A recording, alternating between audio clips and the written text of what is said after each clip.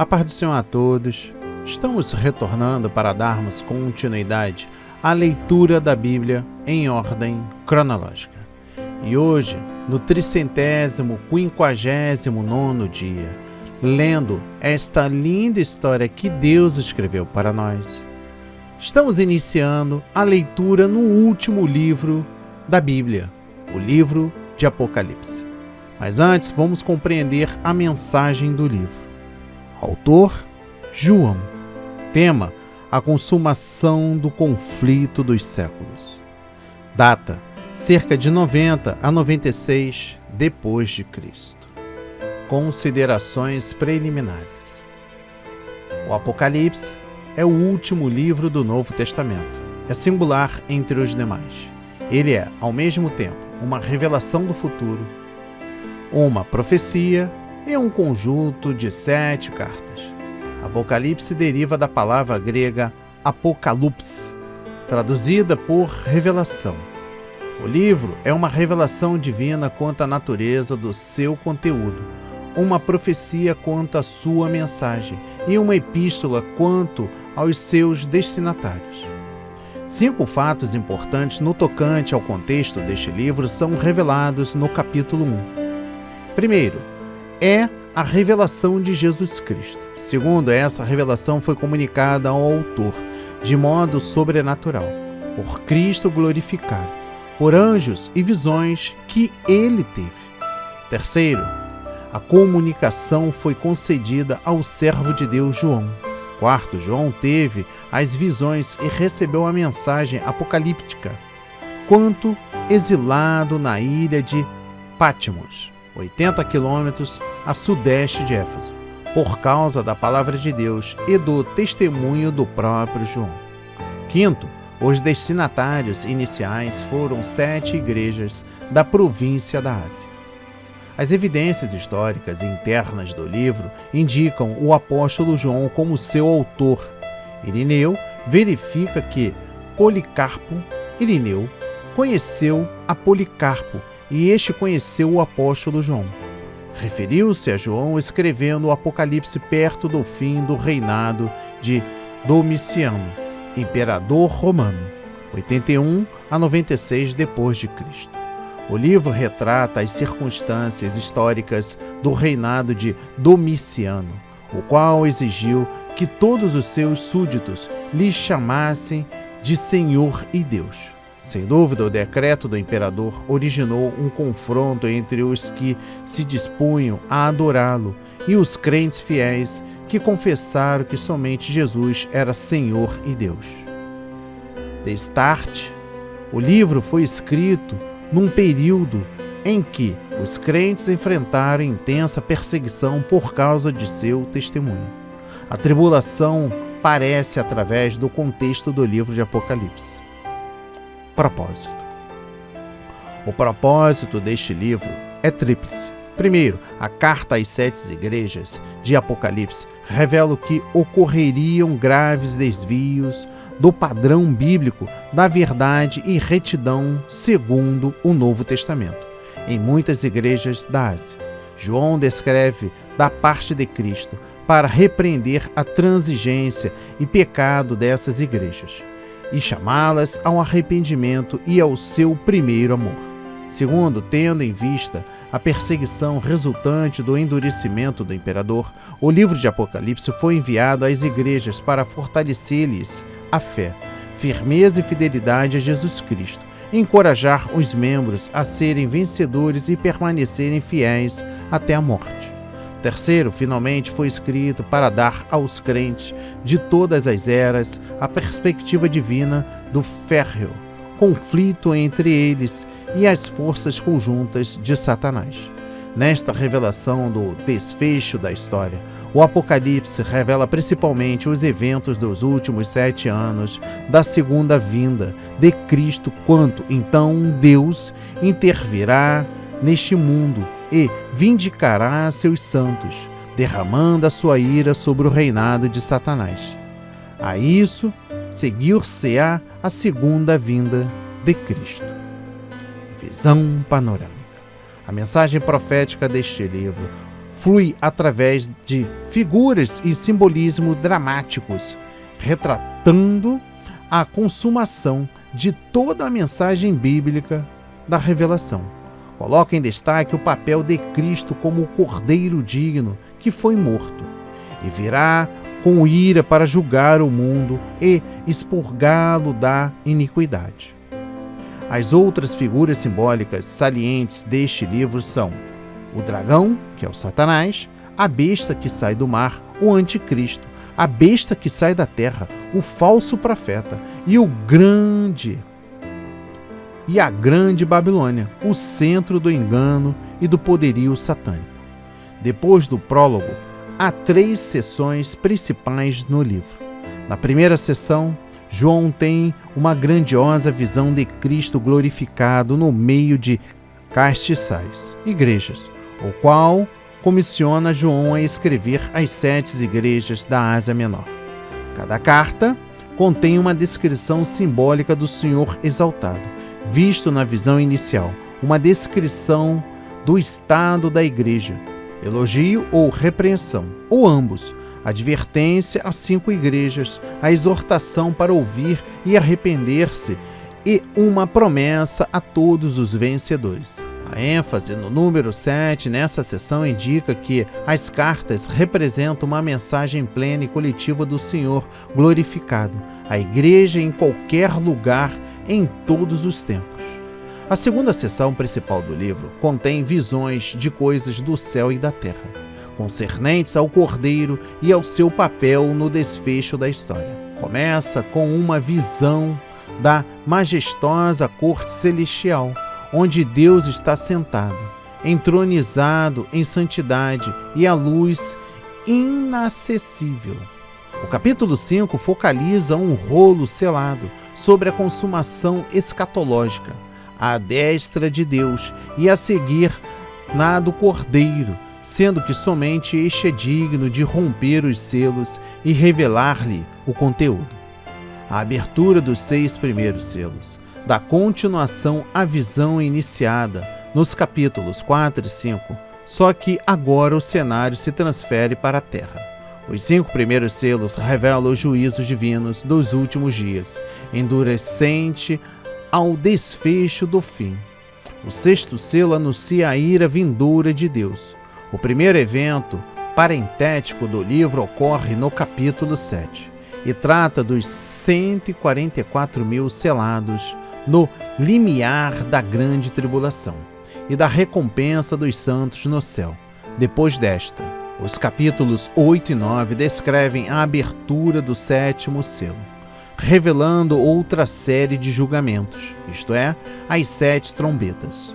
O segundo evento parentético ocorre entre a 6ª e a última trombeta.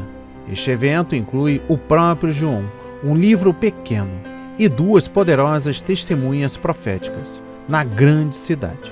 Finalmente, a 7ª trombeta propicia uma visão antecipada da consumação e, como prelúdio, as cenas finais do mistério de Deus agora a revelar-se.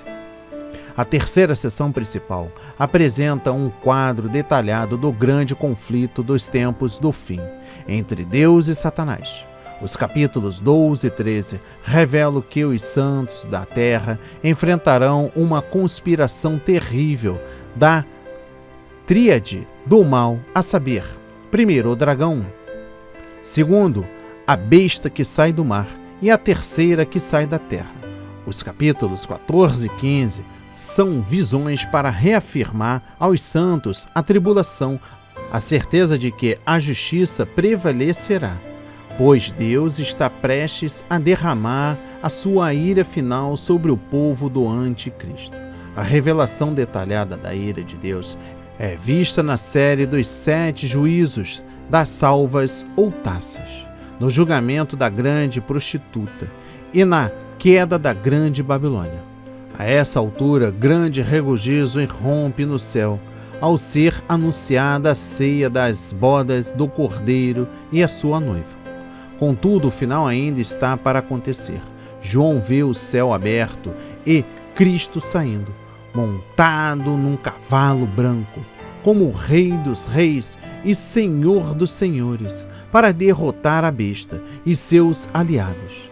A derrota final de Satanás é precedida da sua prisão por 1000 anos. Durante esse período, Cristo reina com os seus santos. A seguir, Satanás é solto por um breve período e logo após lançado no lago do fogo, por toda a eternidade. A profecia apocalíptica termina com a cena do julgamento do grande trono branco, a justa condenação dos ímpios e os novos céus e a nova terra como a destinação dos santos. O livro termina com advertências para que o homem atenda à sua mensagem e obtenha a vida eterna. Características especiais. 8 características principais acham-se no Apocalipse. Primeiro, este é o único livro do Novo Testamento de profecia apocalíptica.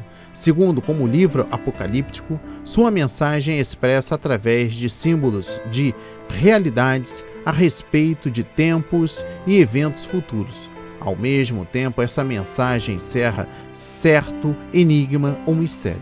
Terceiro, há números com abundância no Apocalipse.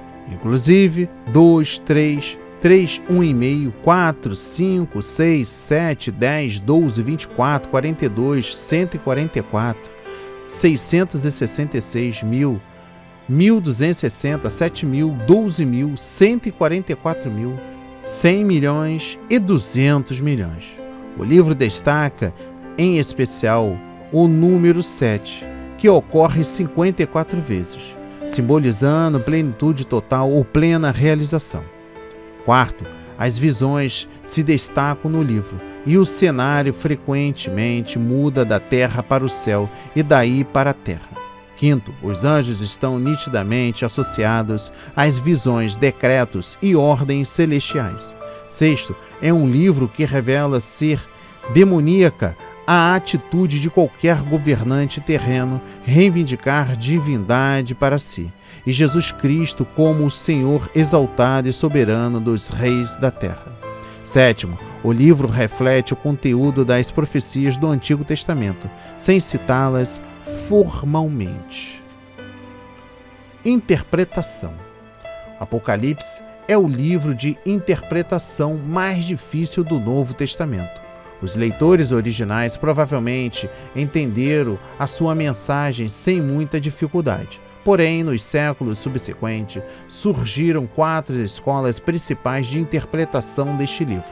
Primeiro, a escola de interpretação preterista considera que o livro e as suas profecias cumpriam-se no contexto histórico original do Império Romano, a não ser os capítulos 9 a 22, que aguardam cumprimento. Segundo, a interpretação histórica entende que o Apocalipse é uma previsão profética do quadro total da história da Igreja, partindo de João até o fim da presente era. Terceiro, a interpretação idealista considera o simbolismo do livro como a expressão de certos princípios espirituais sem limitação de tempo, concernente ao bem e ao mal, através da história sem prender-se a eventos históricos.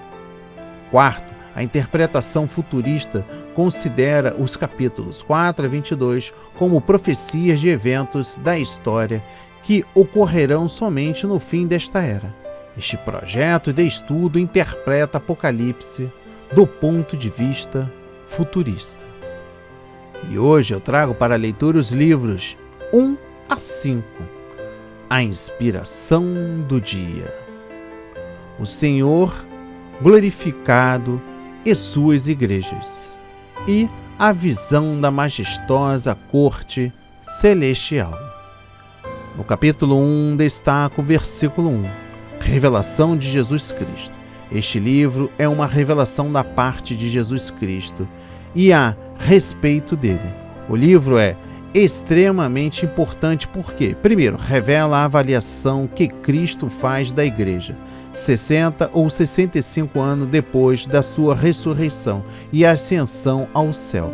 E, segundo, desvenda eventos futuros no tocante à tribulação, ao triunfo de Deus sobre o mal, a volta de Cristo para reinar sobre a terra e as bem-aventuranças do reino eterno de Deus. No versículo 3 destaco: bem-aventurado aquele que lê. Esta é a primeira das 7 bem-aventuranças ou bênçãos que se acham no Apocalipse e que são concedidas àqueles que leem, ouvem e obedecem às coisas nele escritas. As outras 6 bênçãos acham-se em Apocalipse capítulo 14, versículo 13, 16, versículo 15, capítulo 19, versículo 9, capítulo 20, versículo 6, capítulo 22, versículo 7 e 14, conforme livro de Lucas, capítulo 11, versículo 28. O fato de ser ordenada aos crentes guardar os mandamentos do livro de Apocalipse indica tratar-se de um livro prático de instruções morais e não simplesmente profecias do futuro.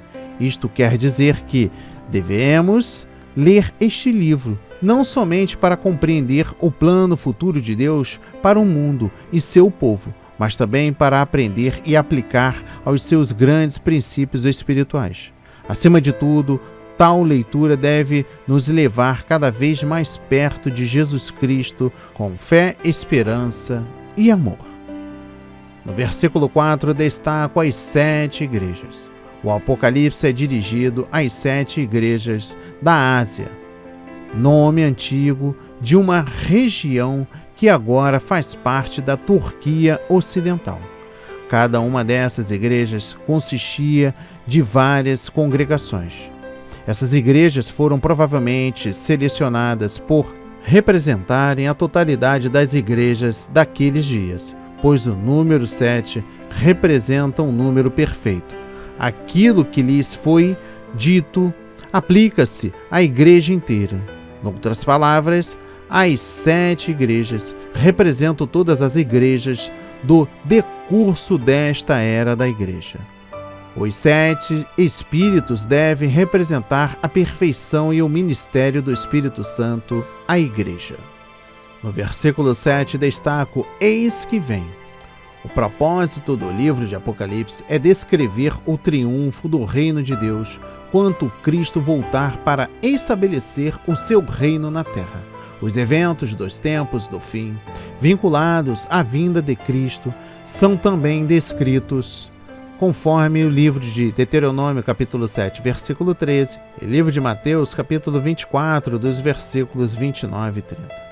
Apresenta uma escatologia de vitória para os fiéis e ensina que a história terminará no julgamento do sistema instaurado neste mundo por Satanás e no reino eterno de Cristo e o seu povo. No versículo 8 destaco Alfa e Ômega. Alfa é a primeira letra do alfabeto grego e Ômega, a última. Deus é eterno e desde a criação até a consumação é Senhor sobre tudo. A Ele pertence a vitória final sobre o mal e o domínio sobre todas as coisas. No versículo 9 destaco ilha chamada Patmos. Patmos é uma pequena ilha do mar Egeu, uns 80 quilômetros ao sudeste de Éfeso. João esteve prisioneiro ali porque proclamava fielmente o Evangelho e foi leal a Cristo e a sua palavra. No versículo 10 destaco em espírito. Esta expressão refere-se a um grau específico de percepção espiritual e uma idêntica sensibilidade à comunicação do Espírito pela qual pode-se receber visões celestiais. No versículo 12 destaca 7 castiçais de ouro. Trata-se de pedestrais que servem de suporte a lamparinas alimentadas a óleo e não suportes de velas. Representam as 7 igrejas mencionadas no versículo 11. No versículo 13 destaca o Filho do Homem. Esta expressão refere-se ao Cristo exaltado e é também empregada pelo profeta Daniel. Nesta visão, Cristo é descrito como rei, sacerdote e juiz das suas igrejas. No versículo 16 destaco 7 estrelas. As 7 estrelas representam os anjos designados, um para cada igreja para ajudá-la na sua batalha espiritual, ou os seus pastores das igrejas. A espada de 2 fios representa a palavra de Deus que tanto corta o pecado, tirando-os das igrejas e trazendo a graça de Deus, como corta uma igreja, deixando-a fora do reino de Deus, como juízo. No versículo 19 destaco coisas que tens visto, as que hão de acontecer. Aqui temos um esboço do livro de Apocalipse. Primeiro, as coisas que João viu. Segundo, as coisas que são. E a terceira, as coisas que acontecerão. Isto é, eventos antes e depois da vinda de Cristo à Terra. No capítulo 2, destaco o versículo 2, que dizem ser apóstolos. Um dos principais cuidados de Jesus ao dirigir sua mensagem final às 7 igrejas foi preveni-las da apostasia por tolerar falsos mestres, profetas ou apóstolos que distorcem a palavra de Deus ou enfraqueciam seu poder e autoridade nas igrejas. Primeiro, Cristo ordena que as igrejas testem todos os que alegam autoridade espiritual. Segundo, note que Cristo censurou a igreja de Pérgamo e Tiatira por acolherem, ao invés de resistirem, os que eram desleais à verdade e padrões da palavra de Deus. No versículo 4 destaco: deixaste a tua primeira caridade. Isto se refere ao primeiro e profundo amor e dedicação que os efésios tinham por Cristo e a sua palavra. Primeiro, esta advertência nos ensina que conhecer a doutrina correta, obedecer a alguns dos mandamentos e ir aos cultos na igreja não basta. A igreja deve ter, acima de tudo, amor sincero e Jesus Cristo e a sua palavra como um todo. Segundo, o amor sincero a Cristo resulta em devoção sincera a Ele, em pureza de vida e em amor à verdade.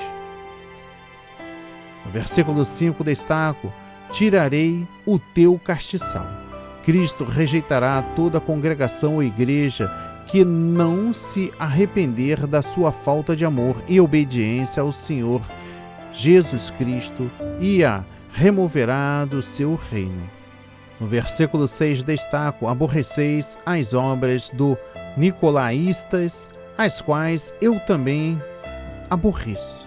Os nicolaístas eram certamente adeptos do ensino de Balaão, isto é, que a imoralidade sexual não afeta nossa salvação em Cristo.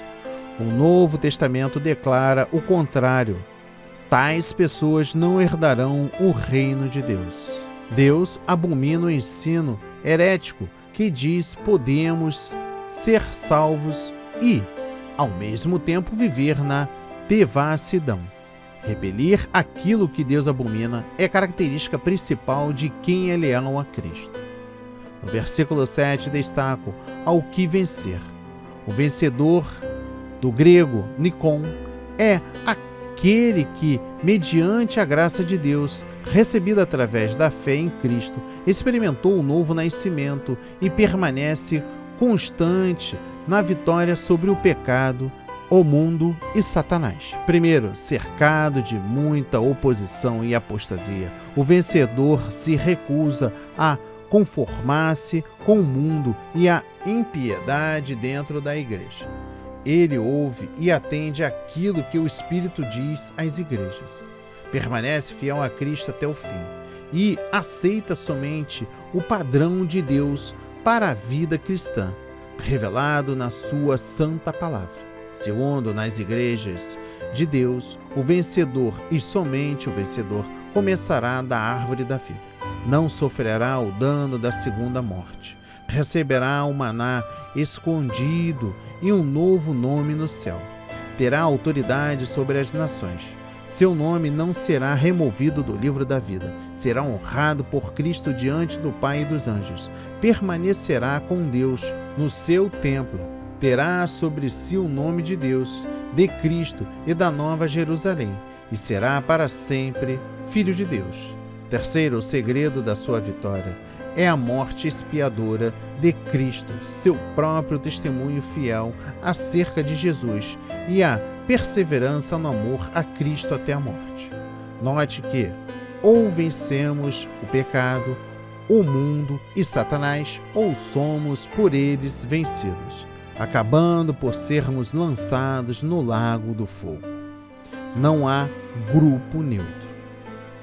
No versículo 9 destaco pobreza. Pobreza, do grego pitocheia, significa que não possui nada. A pobreza dos cristãos em Esmirna, em geral, economicamente, não tinham recursos, mas Jesus diz que eram ricos espiritualmente.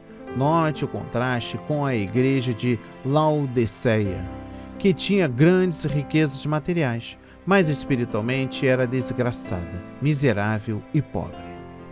No versículo 11 destaca a segunda morte. Trata-se do castigo eterno no lago do fogo, do qual somente o vencedor fiel escapará.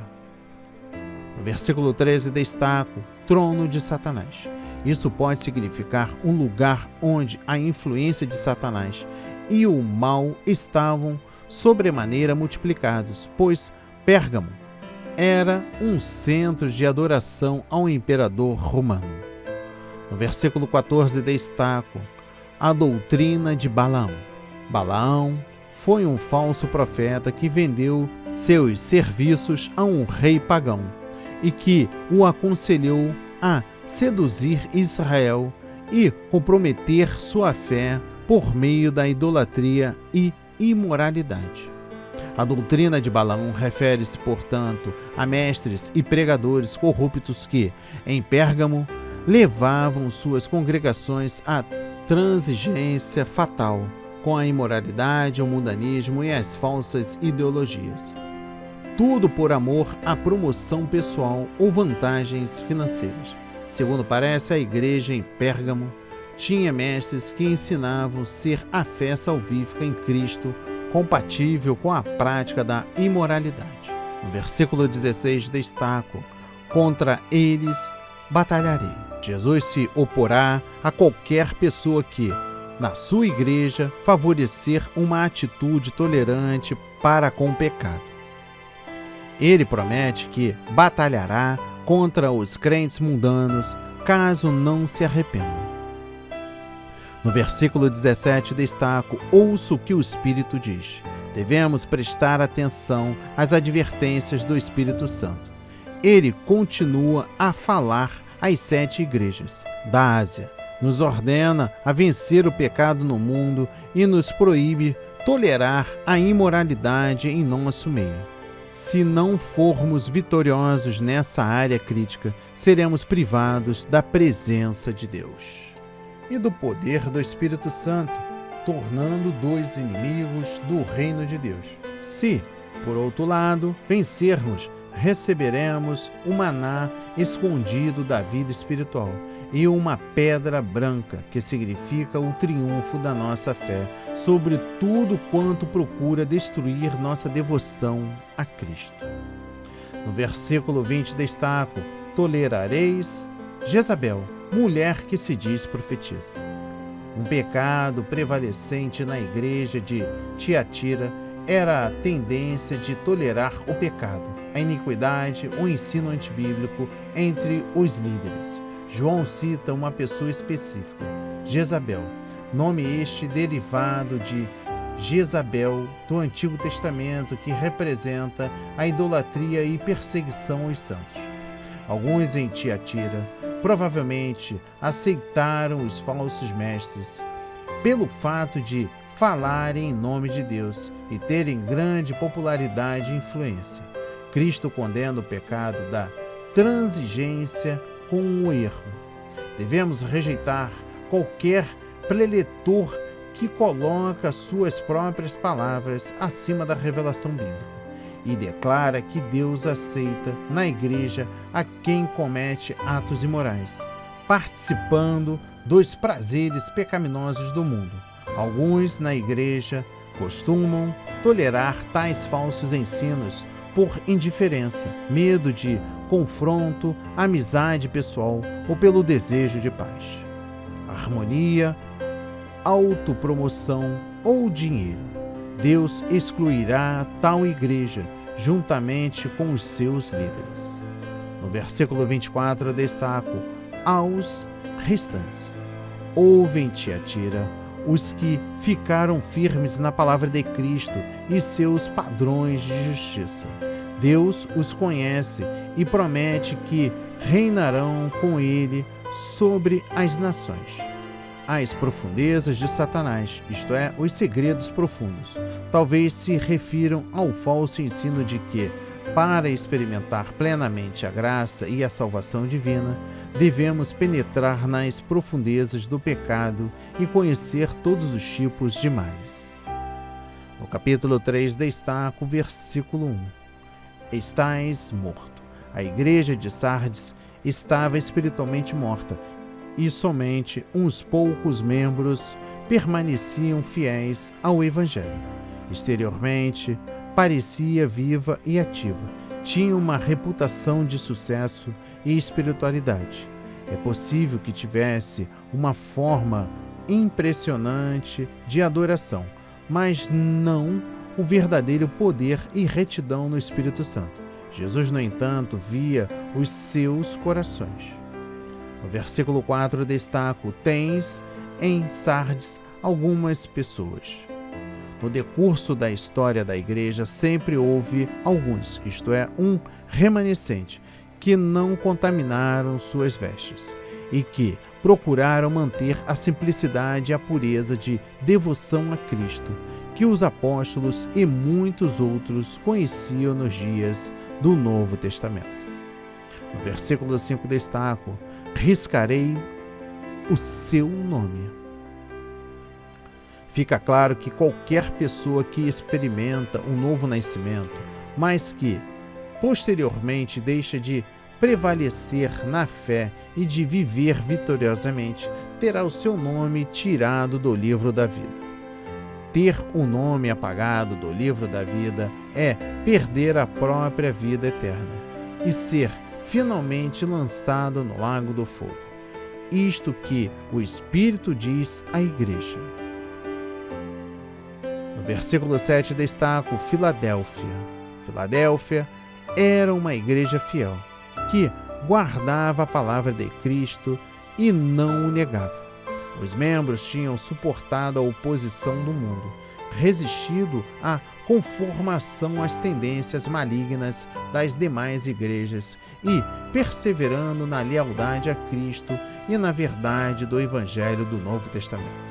Por causa da perseverança deles na fidelidade, Deus promete livrá-los da hora da provação. No versículo 10 destaco a hora da tentação. A promessa de Cristo no sentido de livrar os fiéis de Filadélfia da hora da tentação é idêntica à promessa bíblica aos Tessalonicenses, de que seriam preservados da ira futura. Esta promessa é válida para todos os fiéis de Deus, em todas as eras. Essa hora inclui o tempo divinamente determinado para a provação e tribulação que sobrevirá a todo o mundo nos últimos anos desta era, imediatamente antes do estabelecimento do reino de Cristo na terra. A respeito desse tempo, a Bíblia revela as seguintes verdades. Primeiro, esse tempo de tribulação envolve a ira de Deus sobre os ímpios. Segundo, esse período de provação também inclui a ira de Satanás contra os fiéis, isto é, contra os que aceitarem a Cristo durante esse período terrível. Para eles haverá fome, sede, exposição às intempéries e muito sofrimento e lágrimas. Experimentarão de modo indireto as catástrofes naturais da guerra, da fome e da morte. serão perseguidos, torturados e muitos sofrerão o martírio. Sofrerão as assolações de Satanás e das forças demoníacas, violência de homens ímpios e perseguição da parte do anticristo. Perderão suas casas e terão de fugir, aterrorizados. Será um período terrível, calamitoso para quem tiver família e filhos. Será tão terrível que os santos que morrerem serão tidos por bem-aventurados, porque descansaram da sua lida e ficaram livres da perseguição. Terceiro, quanto aos vencedores anteriores àqueles tempos, Deus os preservará da tribulação através do arrepimento, quanto os fiéis encontrarão o Senhor nos ares antes de Deus derramar a sua ira. Esse livramento é uma recompensa àqueles que perseverarem em guardar a palavra de Deus, mantendo a fé verdadeira. Quarto, os crentes de nossos dias que esperam escapar dessas coisas que estão para vir sobre o mundo, só a conseguirão mediante a fidelidade a Cristo e a sua palavra e a vigilância constante na oração. No versículo 11 destaco: venho sem demora. A estreita conexão entre este versículo e o 10 indica, primeiro, que a vinda de Cristo para arrebatar da terra a sua igreja será o meio de livramento dos fiéis. E segundo, que o livramento da hora da provação e da tribulação está reservado somente aos que permanecerem em Cristo e na sua palavra. Dos versículos 15 e 16, destaco frio nem quente, morno. Esta é a descrição da condição espiritual da igreja de Laodiceia. Primeiro, a igreja morna é aquela que transige com o mundo e em comportamento se assemelha à sociedade ímpia ao seu redor. Professa o cristianismo, mas na realidade é espiritualmente desgraçada e miserável. Segundo, Cristo faz a esta igreja uma séria advertência no tocante ao seu julgamento contra a mornidão espiritual. Terceiro, Cristo faz também um convite sincero para que se arrependa e seja restaurada a uma posição de fé, justiça, revelação e comunhão. Quarto, nesta era de igreja morna, firmes são as promessas de Cristo às igrejas vencedoras. Ele virá a elas com bênçãos e no poder do Espírito Santo e abrirá uma porta para que possam glorificar o seu nome e proclamar o Evangelho eterno. No versículo 20 destaco: se alguém ouvir a minha voz. A igreja de Laodiceia, em sua próspera autossuficiência e seu mundanismo, tinha rejeitado o Senhor Jesus Cristo. O convite de Cristo, como estando fora da porta da igreja, é um apelo seu por comunhão com qualquer pessoa que se arrepender da mornidão espiritual. No versículo 22 destaca o Espírito às igrejas. Devemos sempre ter em mente a distinção entre as igrejas locais e o Espírito Santo. As igrejas estão subordinadas ao Espírito de Deus e à sua palavra inspirada.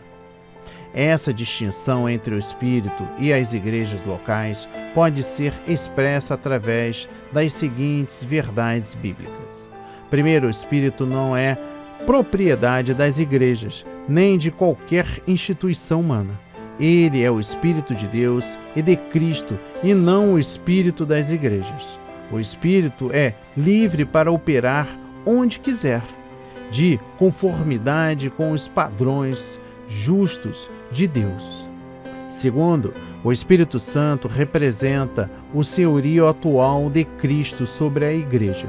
O Espírito e a sua palavra são a autoridade final.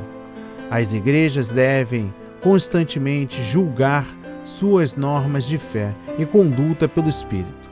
Uma igreja não deve depositar fé noutra igreja, nem obedecer ou seguir outra igreja. O Espírito e a palavra inspirada são maiores do que as igrejas históricas. Terceiro, o Espírito Santo permanecerá em qualquer igreja somente à medida que esta permanecer fiel a Cristo e à sua palavra e obedecer o que o Espírito disser às igrejas. No capítulo 4, destaco o versículo 1, as coisas que depois destas. Muitos expositores bíblicos creem que, a essa altura do livro, Cristo já retirou do mundo os fiéis e vencedores, sendo assim o arrebatamento da igreja fiel. Precede o período da tribulação. Crê-se assim pelas seguintes razões. Primeiro, a partir do capítulo 4, versículo 1, não ocorre mais a palavra igreja ou igrejas, até o capítulo 22, versículo 16. Segundo, a noiva de Cristo, isto é, a igreja, só aparece no capítulo 19, já com Cristo no céu, antes de ele voltar à terra para julgar os ímpios e reinar no milênio. Terceiro, a promessa dada à igreja de Filadélfia de preservá-la da hora da tribulação em escala mundial, pertence a todos os crentes que permanecerem leais a Cristo antes da grande tribulação. No versículo 4, destaco 24 anciãos. Quem são esses anciãos? Alguns creem que representam a totalidade da igreja no céu. Outros entendem que podem ser anjos governantes. Note, porém, que os anjos ficam em derredor desses anciãos. Assim, outros acreditam que representam Israel e a igreja junto em adoração a Deus e ao Cordeiro, isto é, a associação do capítulo 12, Israel, mais a igreja, que somam 24, o povo de Deus das duas eras. No capítulo 5 destaco os 7 Espíritos de Deus. Os 7 Espíritos de Deus representam a presença plena do Espírito Santo diante do trono de Deus. É possível que a frase derive da sétupla expressão do Espírito, conforme o livro do profeta Isaías, capítulo 11, versículo 2. O Espírito Santo é comparado a um fogo ardente no seu juízo contra o pecado, segundo a pureza divina. No versículo 6 destaco 4 seres viventes. Estes 4 seres viventes provavelmente representam a totalidade da criação vivente. Todas as criaturas viventes de Deus o glorificarão e o adorarão e serão libertas da maldição do pecado. No capítulo 8 destaco Santo, Santo, Santo. A totalidade da criação exalta e louva a santidade de Deus. Ser santo significa ser separado do pecado, da injustiça e de todo o mal, e dedicado à retidão, à bondade, à justiça e à pureza. Esse é um atributo eterno de Deus. Sua santidade nunca mudará. No capítulo 5 e último, destaco o versículo 1. Um livro. Este livro, ou rolo, é da máxima importância porque contém a revelação do que Deus determinou para o futuro do mundo e da humanidade. Descreve como o mundo será julgado, bem como o triunfo final de Deus e seu povo sobre todo o mal. Quando cada selo é aberto, uma parte do conteúdo do livro é revelada numa visão. No versículo 4 destaco, chorava muito. João chora porque sabe que se não for achada uma pessoa digna para abrir o livro, o propósito de Deus, de juízo e de bênção para o mundo, permanecerá sem cumprimento. No versículo 5 destaca o leão da tribo de Judá. Cristo é retratado como leão, identificando que ele reinará sobre toda a terra. Ele provém da tribo de Judá e da família de Davi. Esses títulos de Jesus, como o Messias vitorioso e o Rei eterno, estão de conformidade com as promessas feitas a Davi.